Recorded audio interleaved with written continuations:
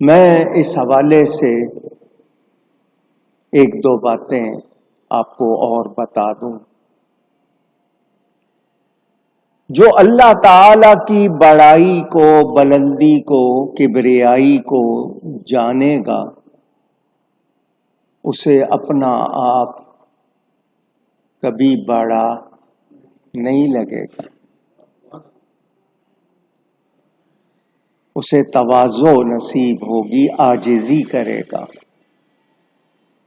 اور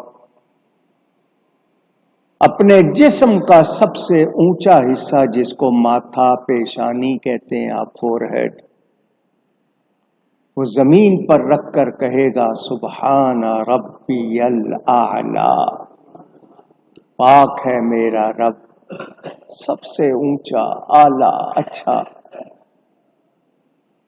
میرے دوستوں اور بزرگوں، ہمیں چاہیے کہ ہم اللہ کے سامنے عاجزی کریں. وہ لوگ جو اکڑتے ہیں، تکبر کرتے ہیں، وہ رسوا ہوتے ہیں. اللہ کے سوا کوئی بھی عبادت کے لائق نہیں.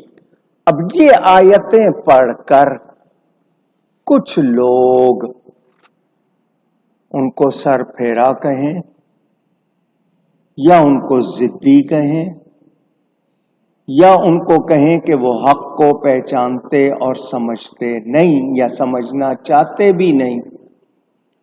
وہ یہی آیتیں پڑھ کے کہتے ہیں کہ دیکھو سورج چاند بھی اللہ کے سوا ہیں، نبی ولی بھی اللہ کے سوا ہیں. بتوں کی پوجا کرنے والے بتوں سے امیدیں باندھتے تھے، تم نبیوں ولیوں سے امیدیں باندھتے ہو. تو تم میں اور ان میں فرق کیا رہ گیا؟ تم بھی وہی کچھ کر رہے ہو. تو اس کے جواب آپ نے کئی مرتبہ سنے ہیں. سب سے پہلا جواب یہ کہ ایمان والے اللہ کے سوا کسی کو پوجتے نہیں، اللہ کے سوا کسی کی عبادت کرتے نہیں. اللہ کی ذات و صفات، اس کے نام و کاموں میں کسی کو اس کا شریک نہیں ٹھہراتے. لیس کمثلہ شیء، اللہ تعالی کی طرح کوئی چیز نہیں، وہ کسی چیز کی طرح نہیں. ایمان والے صرف ان کی تعظیم کرتے ہیں جن کی تعظیم ثابت ہے. جن کی تعظیم ثابت نہیں ان کی تعظیم کرتے بھی نہیں. ذہن میں رکھیے گا، اللہ تعالی کے سوا کوئی بھی عبادت کے لائق نہیں. چومنا اور پوجنا دو الگ چیزیں ہیں. ہم جس کو چومتے ہیں اس کو پوجتے نہیں، جس کو پوجتے ہیں اس کو چومتے نہیں.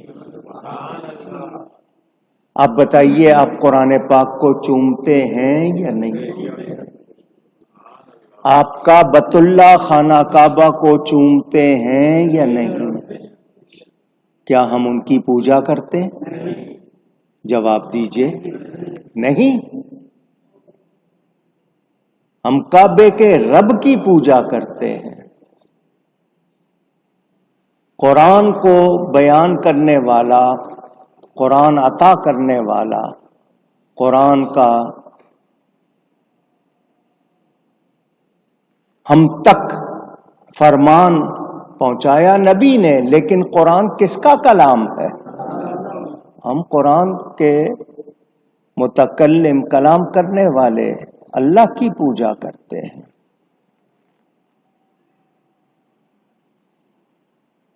ہم نے کسی نبی کو بھی کبھی عبادت کے لائق نہیں سمجھا.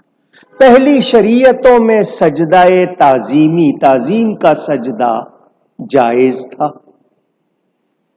حضرت آدم کو سجدہ کیا گیا، حضرت یوسف علیہ السلام کو سجدہ کیا گیا، قرآن میں موجود ہے، مگر وہ سجدہ عبادت نہیں تھا، وہ تعظیمی سجدہ تھا۔ ہماری شریعت میں تعظیمی سجدہ بھی جائز نہیں ہے۔ اب یہاں فرق سمجھ لیں، عبادت کی نیت سے اللہ کے سوا کسی کو سجدہ کرے گا تو شرک ہوگا، تعظیم کی نیت سے سجدہ کرے گا تو حرام ہوگا۔ شرک کرنے والا ایمان سے نکل جائے گا، حرام کرنے والا گناہگار ہوگا، کافر نہیں ہو جائے گا بلکہ گناہگار۔ اب ہمارے ہاں در مختار فقہ حنفی کی مشہور کتاب ہے، اس میں یہ موجود ہے، ماں کے قدموں کو چومنا ایسا ہے جیسا جنت کی چوکھٹ کو بوسہ دینا۔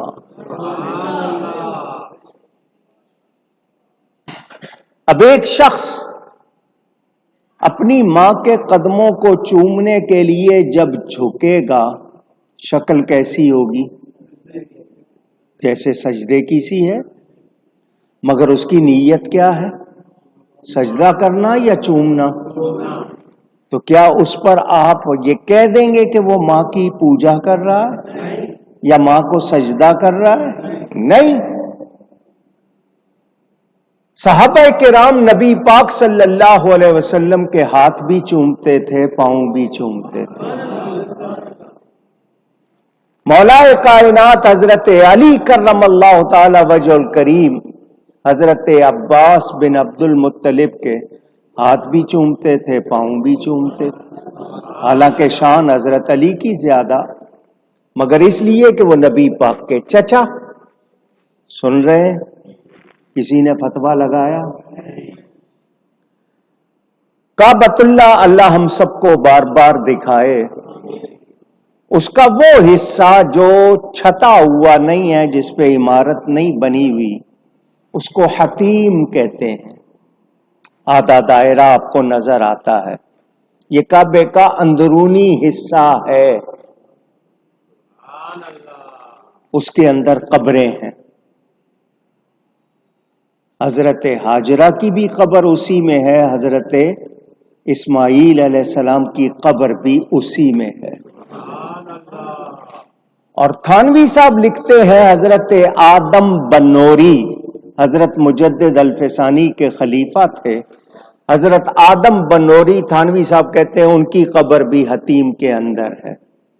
ان کی وفات ہوئی میزاب رحمت کے نیچے، ان کا بدن وہاں سے ہٹانے کی کوشش کی تو ہٹا نہیں، تو وہیں دفن کیا گیا۔ چلیں، اس بات کو کوئی مانے نہ مانے، لیکن حضرت ہاجرہ اور حضرت اسماعیل کی قبریں کعبے کے اندر ہیں۔ اب جو کعبے کی طرف منہ کر کے سجدہ کر رہے ہیں، کیا وہ کعبے کی طرف منہ کر رہے ہیں یا قبروں کی طرف؟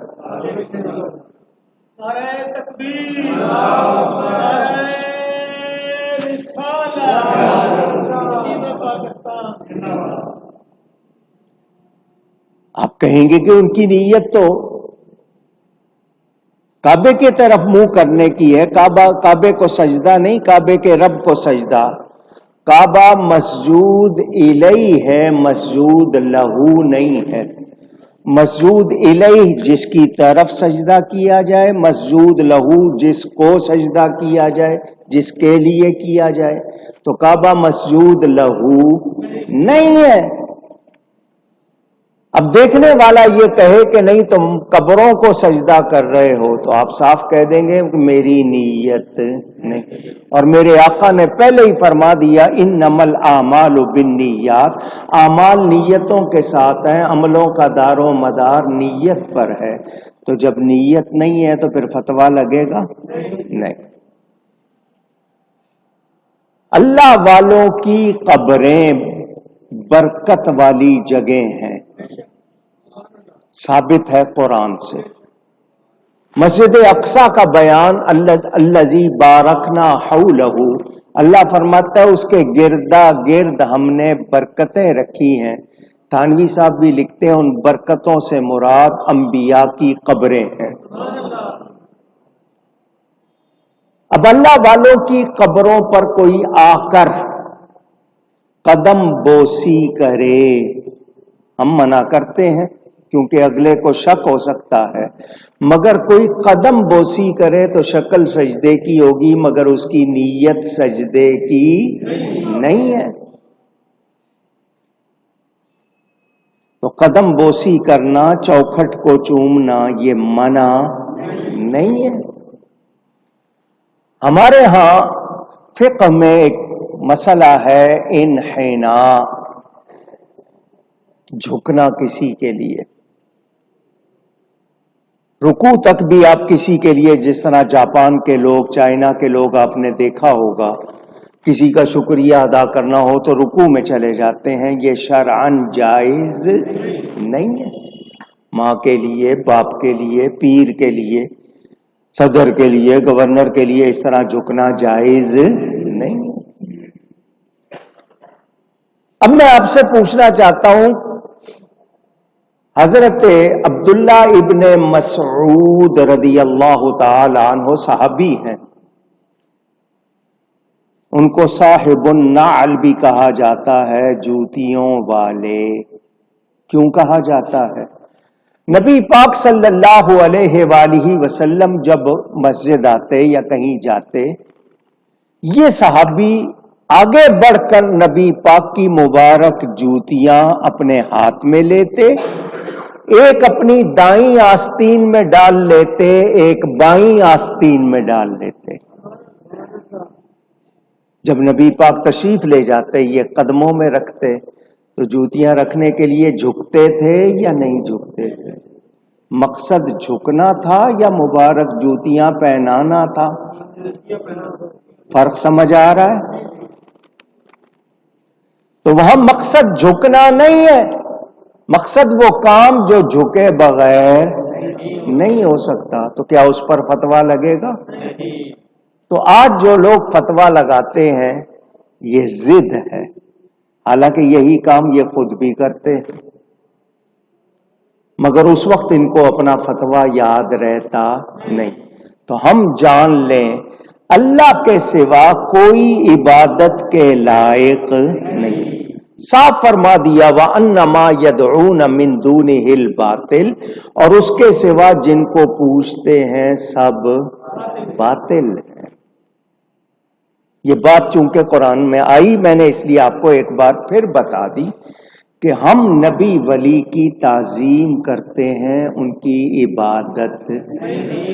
بتوں کی پوجا کرنے والے بتوں کی عبادت کرتے ہیں، ان کو خدا کا شریک بناتے ہیں، ہمارا ایسا کوئی عقیدہ نہیں۔ یہ آپ نے سن لیا، جان لیا۔